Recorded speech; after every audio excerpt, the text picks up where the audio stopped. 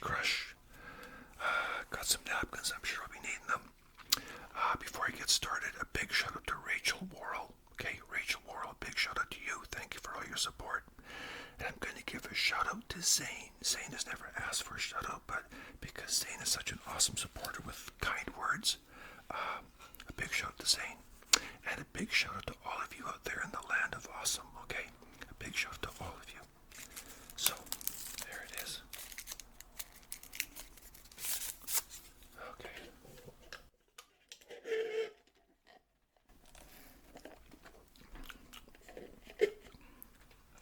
Okay.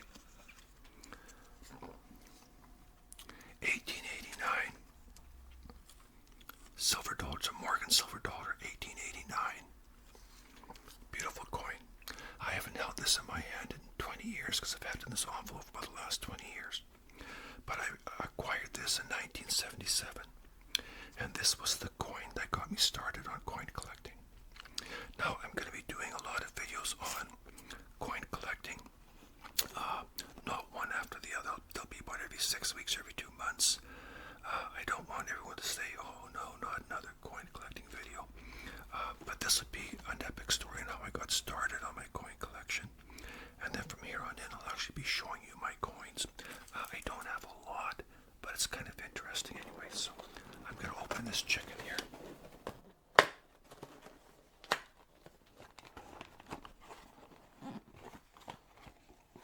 Let's just open this up here. Okay. Got a biscuit. Gravy.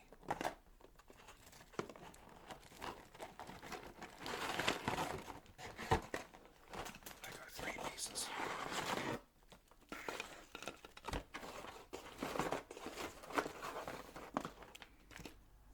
And lots of fries.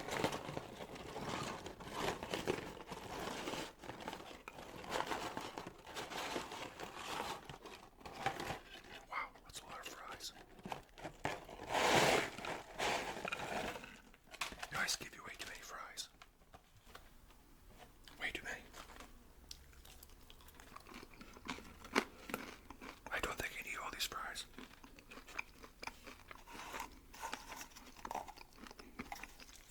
So, that coin was the one that got me started on coin collecting.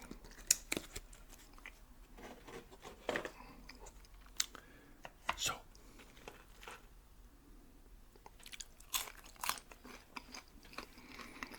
it's early 1977.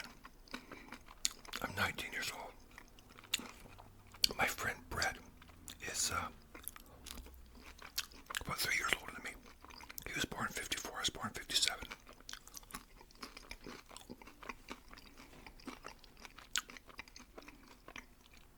Brett passed in 2019, but he was always a very good friend. Now I have videos related to this one. I did one called couch surfing a while ago, well over a year ago, and it was all about crashing at my friend Bert's house, and there's always people living there and people always partying there. And he had 2 couches, and there's always somebody on both of them every night. So anyway, that's good gravy. Pretty good gravy. So I was working in a logging camp at the time. Working in a logging camp and coming home on the weekends. And I'd stay at Bert's place. That's where I met Brett a few months earlier. Gotta try this chicken.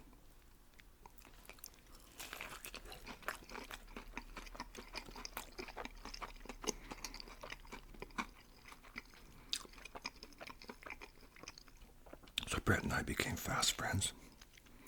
And he was always a good friend.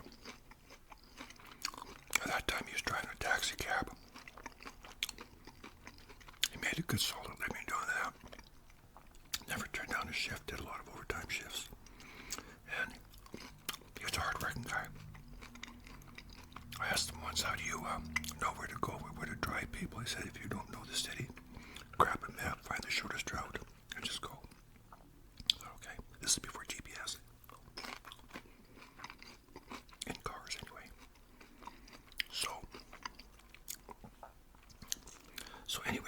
Lion Cap. I was working at Lion Cap. No, the way Brett liked to do things was he ran his life like a business. Brett enjoyed drinking beer. So when he got paid, he'd head out of the bar. And there was always certain people that he knew and who were working or had access to some check, like whether it was unemployment or something. People you could count on. He would make a point of buying them a beer. Kind of like money in the bank. So the time came when he was between paychecks and low on cash. He'd go to the bar and those people that he bought beer for would buy him a beer. Good biscuits. And that seemed to work for him.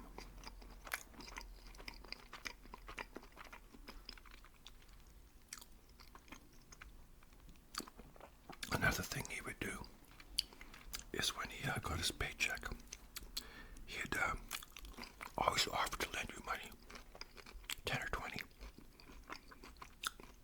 Now, $10 back then was a lot of money. You could put $2 in your gas tank and drive all weekend. Seriously. Nowadays, you can't get a decent breakfast at McDonald's for $10. Not enough to satisfy me, anyway. So anyway, good biscuit. Wow, it's good. Good gravy.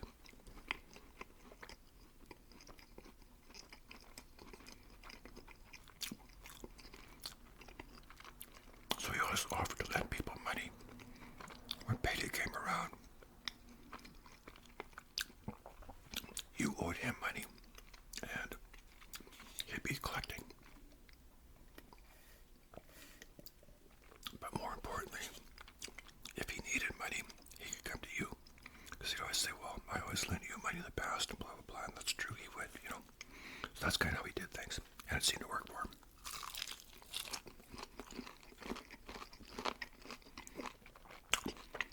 Now his taxi cab business, he didn't own it, he drove for somebody else.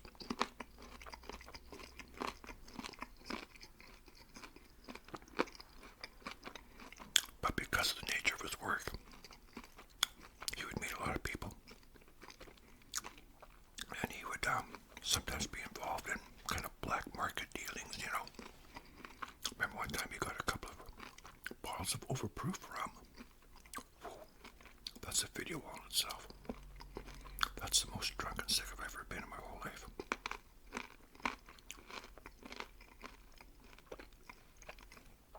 So he always had, you know, little things like that going on. People would pay him, rather than pay him cash, say, well, how about some of this, you know, maybe a bag of pot and, you know, whatever, you know. So he's doing stuff like that a lot.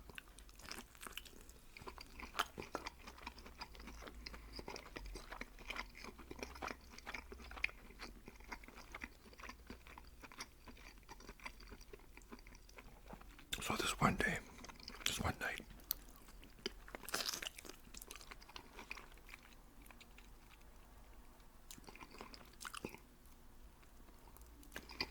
I lent him some money. I lent him $20.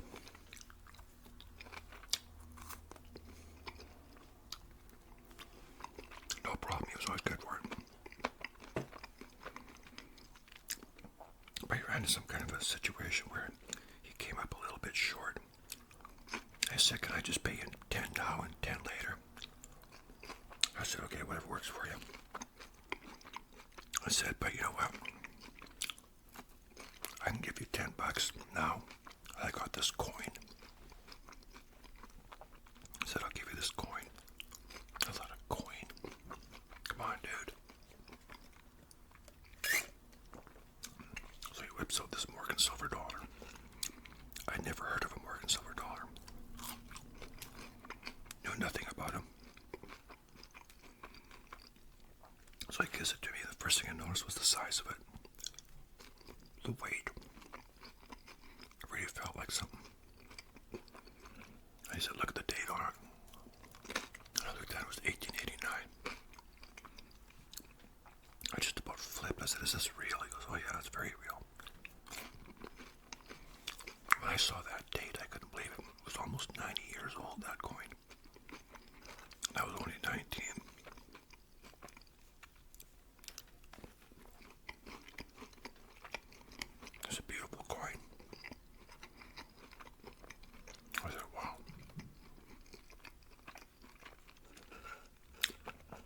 I said, "Are you sure it's real?" He goes, "Of course it's real." I said, "Well, some guy gave it to me, you know, because he couldn't pay his fare." Or something like that. So I said, "Okay, I'll take it." I was fascinated by it.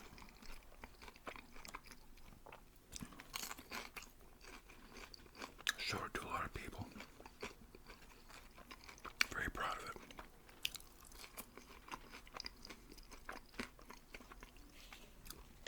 Now at that time,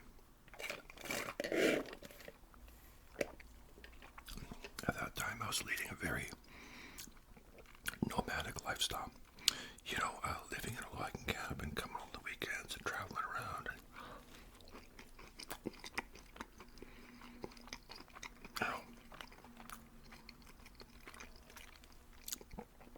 I just, having a coin like that, I knew eventually it would disappear. I'd either lose it, or somebody would steal it, or something would happen.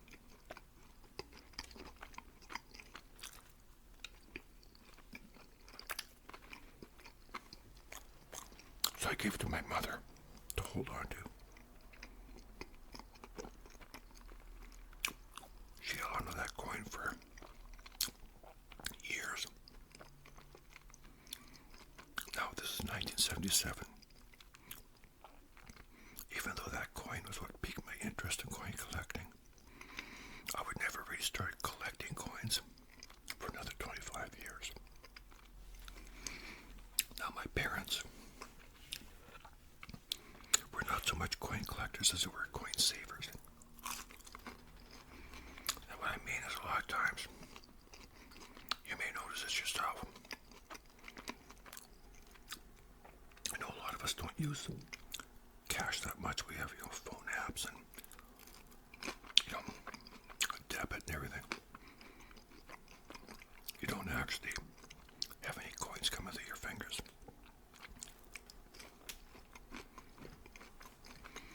But a lot of times, if you think about it, you may have experienced this where you get some coins, you see one coin that's a little bit different, you think, wow, that's kind of cool. Never seen that before. That must be a new one or an old one or whatever.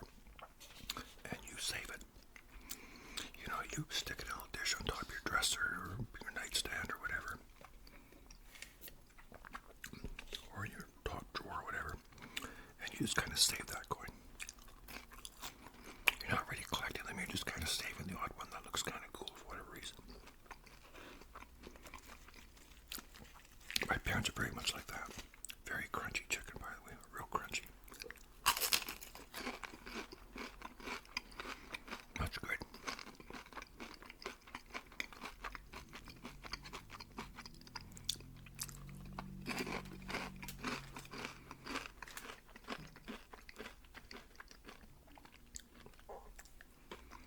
So, my parents, like I said, they were kind of like that. They saved, coins here and there. My dad liked saving like silver dollars. He had a 50-cent piece, I think it was, with John Kennedy on it. Years ago, he was very proud of that.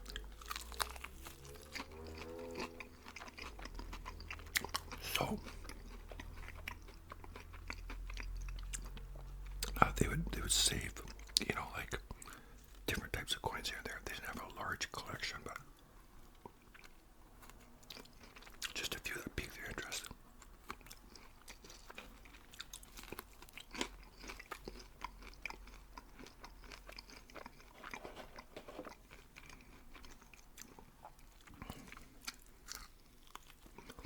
Now, my dad had a pinball machine business. At one point, I made a video about that too.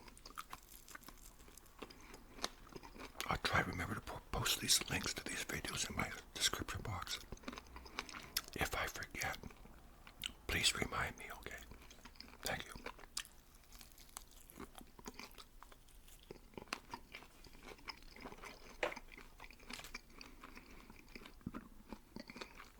So he had a pinball machine business. So his whole life was nothing but coins. So mom and dad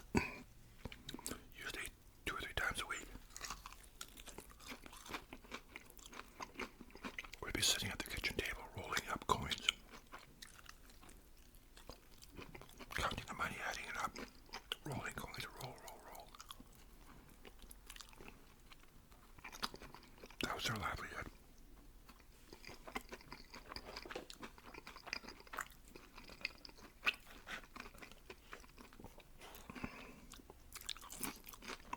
So they came across a lot of coins. Now this was in the 60s, early 70s. Mostly late 60s. I guess they're about, yeah. So if you had a coin from the 50s, that was no big deal. It was only like 10 years old or whatever. But they would find coins from the 20s and 30s.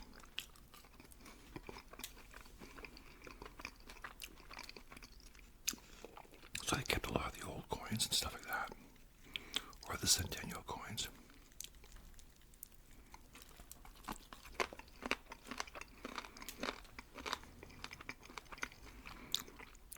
Now later, my parents would own a corner store. And it'd be much the same thing. They'd be rolling up a lot of coins, but they'd also get a lot of paper money coming through the till. So they would save a lot of the old stuff and that kind of stuff, you know, whatever was interesting. Now this one night, 1967, my sister's working at a grocery store, and she brought over this dollar bill. And she said, have you seen the new centennial dollar bills? Now Canada was having a centennial 100th anniversary birthday in 67.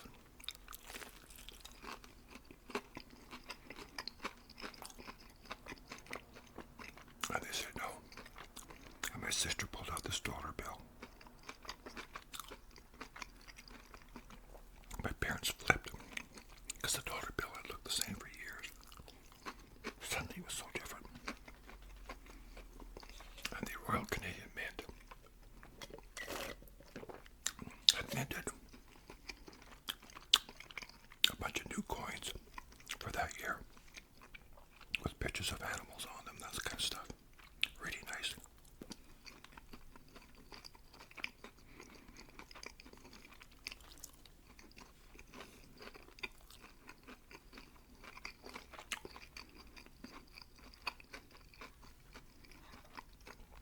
The 5-cent piece with the rabbit on it is one of my favorites.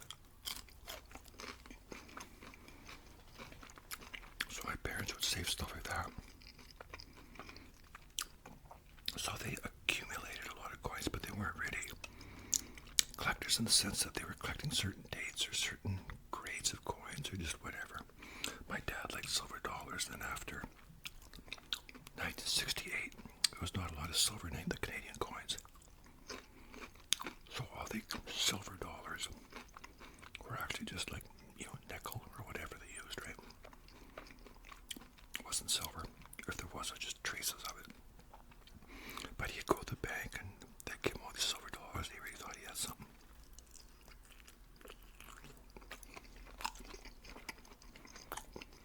I have to admit, my mom was kind of smart.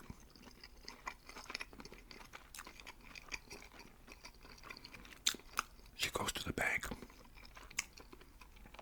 If there's a new bill that came out like recently, we got some new $10 bills. She went to the bank and asked them if she could have 10 brand new dollar bills. They said, yeah, no problem. So she got 10 brand new $10 bills. Doesn't fold them, keeps them nice and pristine, smart. And she's been doing that for years, you know.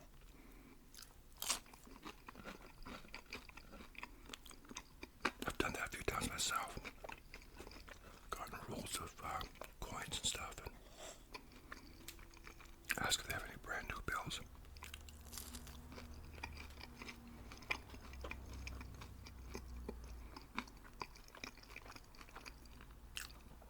Because time flies and pretty soon they're changing the money and those ones become not obsolete, but eventually they're taken out of circulation.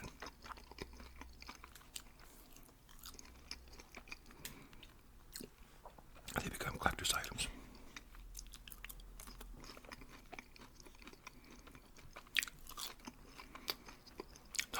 was also ordered stuff from the Mint, the Royal Canadian Mint. I've done that too in various coin sites and whatever over the years, but I do it online. I'm not sure how she does it. I'm gonna have to ask her because maybe she does it by phone or by mail. I'm not really sure, but I know the post office sometimes sells, certain products for the Royal Canadian Mint, like coin sets and whatever. So could be how she got it. But anyway, so fast forward to about 2002. Crunchy chicken. Look at that crunch. That's some serious crunch. 2002, my youngest boy was born in 88, so he's about 14. Now my ex,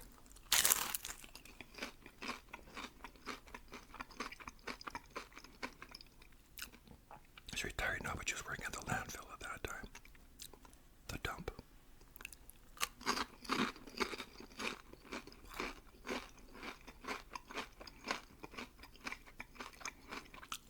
Even though you're not supposed to scavenge, everybody does it.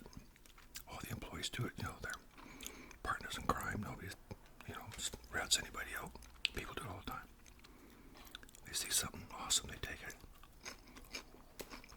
Their rationale is, well, it's being thrown out. I gotta be honest, it makes sense. Why fill up the landfill if you can take it home and basically recycle it? Now, you've seen pictures of my background sometimes where I have a grandfather clock. That came from the landfill.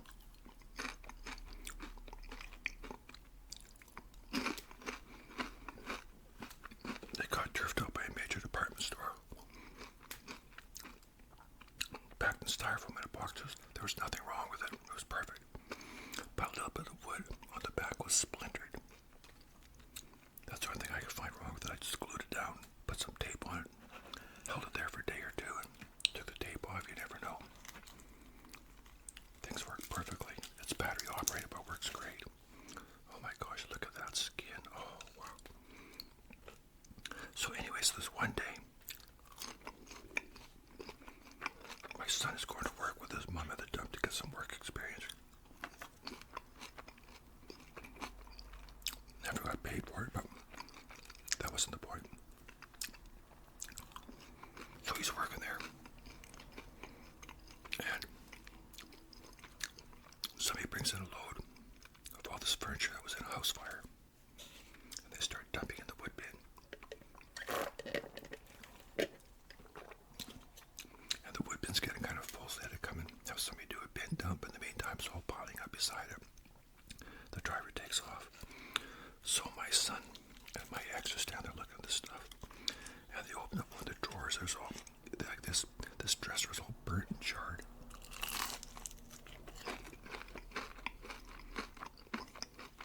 That is so good. They open up one of the dressers. Pull up one of the drawers. And it's full of all these coins. All wrapped in these cardboard containers. And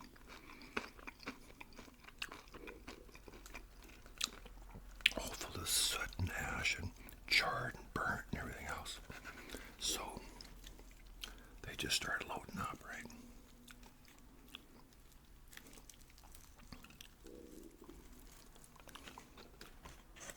So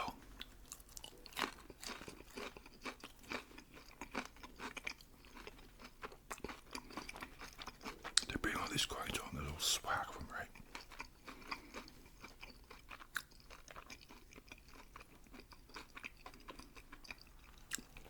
They put on my workbench. My son is quite tickled about all this. So we set about trying to clean these things up. Now, as a coin collector, one thing you never want to do, if you can help it, is clean your coins. But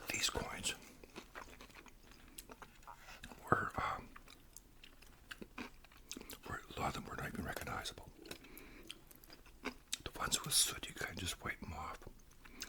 We bought some CLR and started soaking some of these things, getting some of the grime off.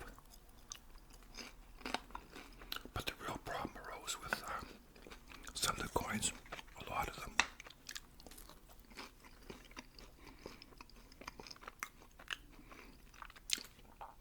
Had plastic melted on them because they were in cardboard plastic containers like that, or plastic boxes or something, and they were all stuck together.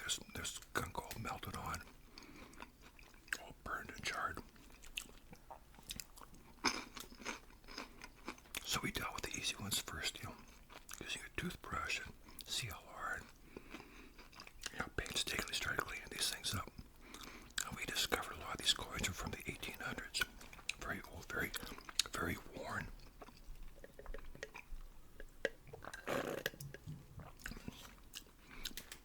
I actually put one of the coins, the magnifying glass works pretty good. I finally put one coin under a microscope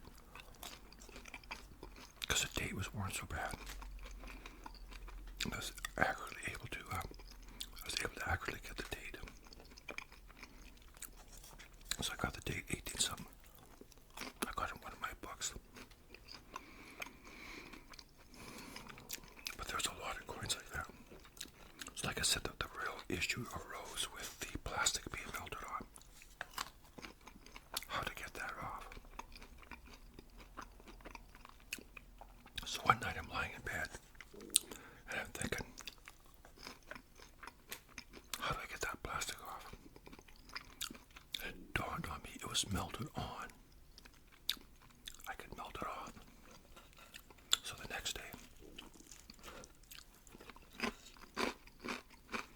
I get my blowtorch.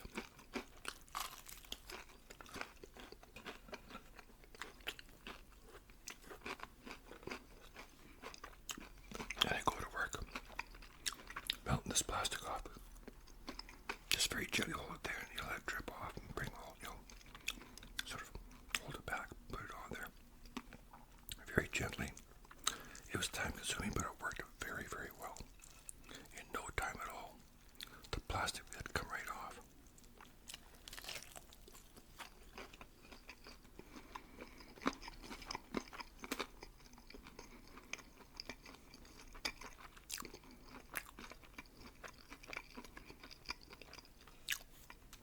You have to be careful when you're melting the plastic, you don't actually melt the coin.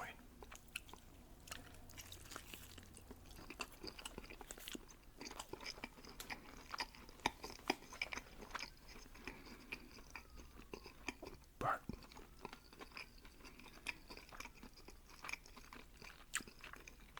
we had success. It worked.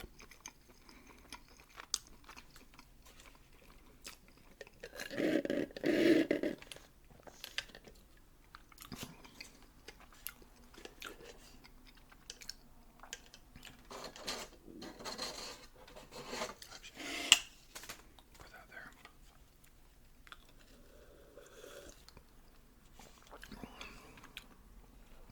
So that worked. Then after that, it's just a matter of, using some silver polish and different things.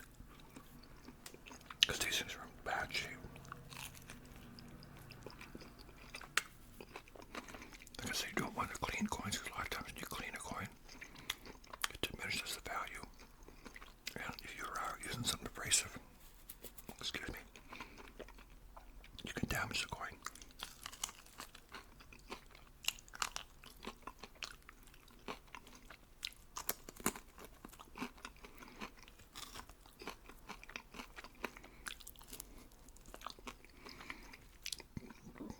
I heard a story once where somebody inherited a coin collection and they wanted to sell them at the local coin store, so the first thing they did was they stuck them in their dishwasher and cleaned them up, which diminished the value of some fierce. So anyway,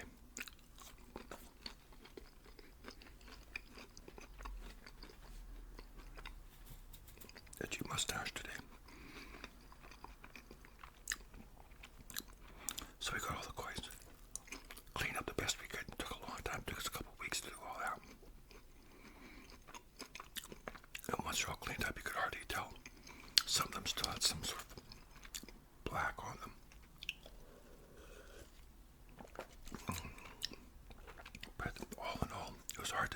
as damaged as they were.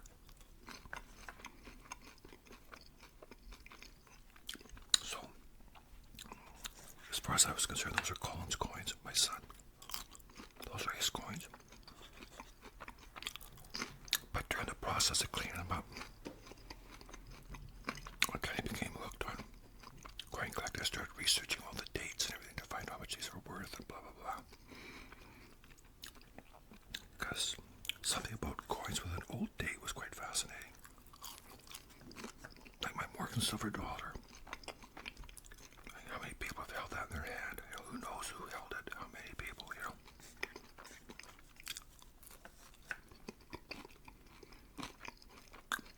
What was it used to buy, you know? Maybe somebody bought an acre of land with that 100 years ago. So I started researching a lot of these coins. And I became very interested in coin collecting because of that. So I had a few coins of my own by then. I had my silver dollar, and I collected like a few nickels and stuff, you know, like the 12-sided nickels and the round nickels and different dates, old stuff from the 50s or whatever. Different things, some silver dollars and whatever. I think I had like a little jar full of coins. Got a lot more than that now. So at one point, a number of years later, I asked my son, I said, how about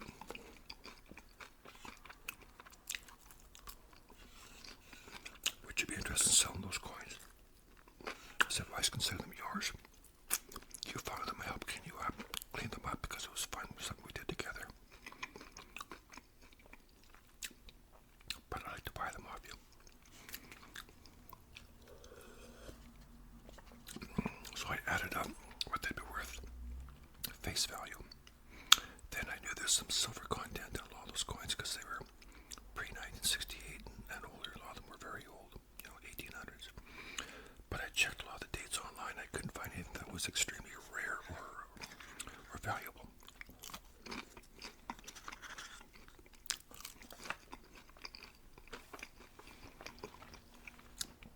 I explained all that to him. I offered him some money, and he thought that sounded fair.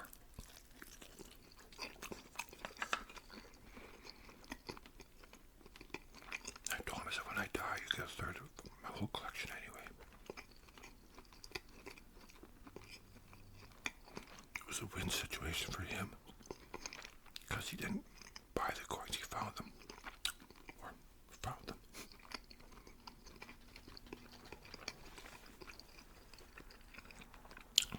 So he came out ahead. So I still have all those coins. And from then on,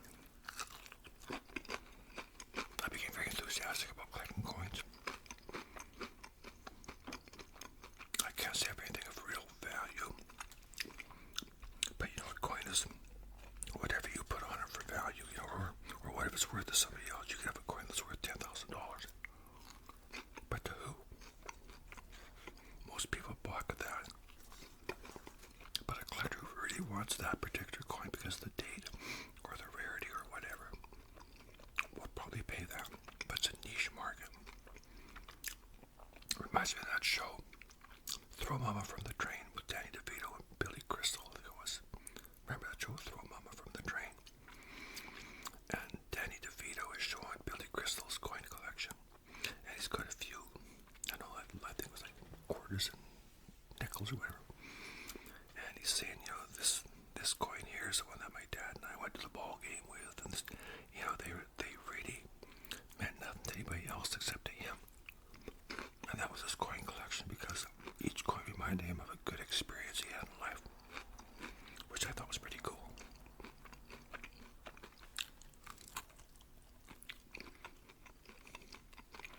And Billy Crystal said, well, what kind of coin collection is that? Coin collection is supposed to mean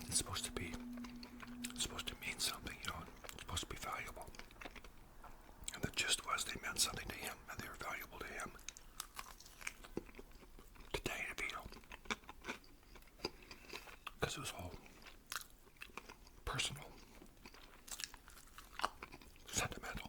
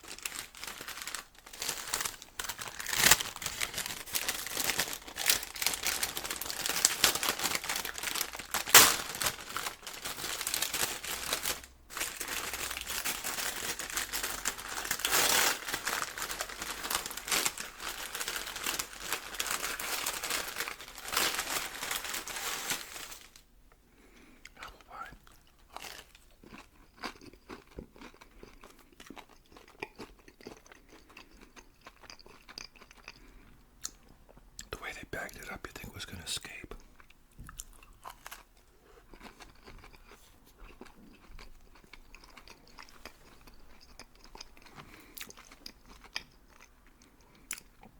So that's how I became a coin collector. Started with that Morgan silver dollar, 1977. I've had quite a few more since.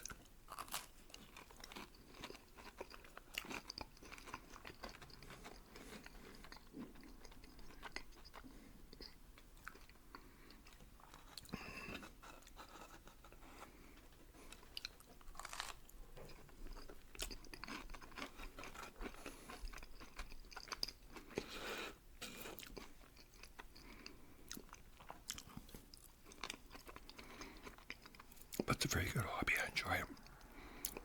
Now, weirdly enough, when I went through my divorce, I didn't look at it for a long time.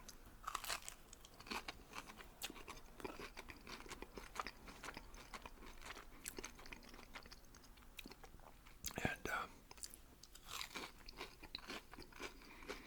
kind of lost interest for a while.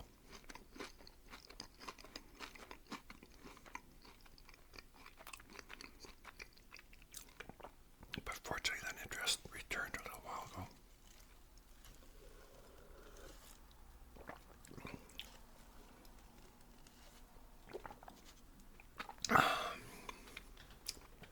Because it's a good hobby.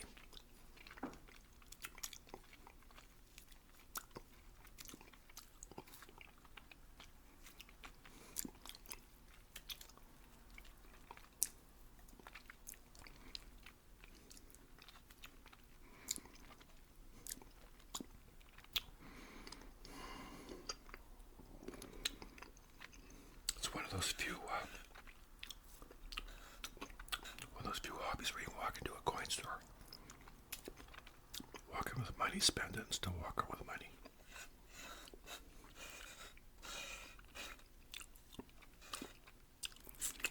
I'm not going to eat more fries. You always give you way too much fries. It's ridiculous.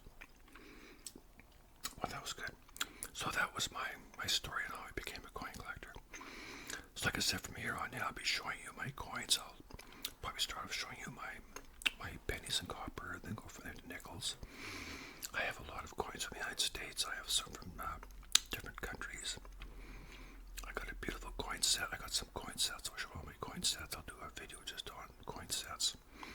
I got a beautiful coin set from New Zealand that my oldest son bought for me. But anyways, I am stuffed. So there you go, my friends. Thank you for tuning in.